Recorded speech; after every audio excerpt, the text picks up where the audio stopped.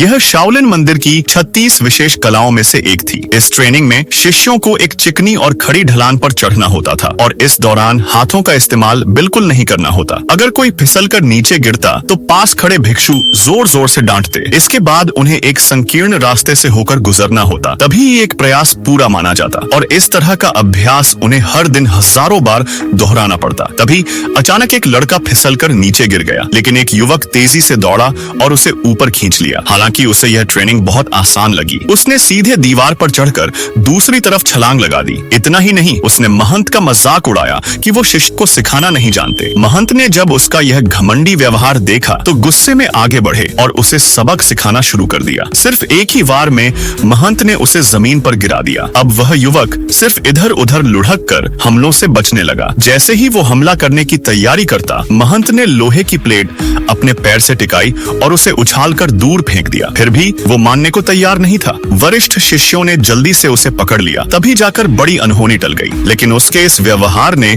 बाकी शिष्यों पर गहरी छाप छोड़ी। वे सब उसके दीवाने हो गए। जब सब भोजन कक्ष में खाना खाने पहुंचे तो उसे भोजन में कोई रुचि नहीं थी। उसने सभी से कहा, चलो बाहर चलते हैं, कुछ अच्छा खाते हैं। वो सबको लेकर ट्रेनिंग हॉल में गया और योजना बनाई कि दीवार से होकर भाग जाए। लेकिन जैसे ही सब छत पर चढ़े, छत की टाइल्स अचानक फिसल गईं और सभी नीचे गिर पड़े। दरअसल महंत पहले से ही उनकी योजना भांप चुके थे। अब सबने बहाने बनाना शुरू कर दिया। उस युवक ने कहा, हम अतिरिक्त ट्रेनिंग कर रहे थे, लेकिन महंत ने एक भी बात पर विश्वास नहीं किया। उन्होंने सबको सजा के तौर पर कठोर श्रम सौंप दिया। अगर कोई भिक्षु उन्हें आलसी पकड़ लेता तो तुरंत अनुशासनात्मक कार्यवाही होती। इसलिए युवक को बर्तन धोने की सजा मिली, लेकिन उसने इस सजा को भी मजाक बना दिया और बर्तनों से कलाबाजी करने लगा। तभी अचानक महंत वहां आ पहुंचे। इससे पहले कि वो संभलता, महंत ने एक कटोरी उसके पैरों के बीच फेंक दी। जब वो उसे हटाने लगा तो महंत ने तुरंत रोक दिया और कहा कि अब उसे कटोरी को पैरों के बीच दबाकर ही काम करना होगा। साथ ही एक भिक्षु को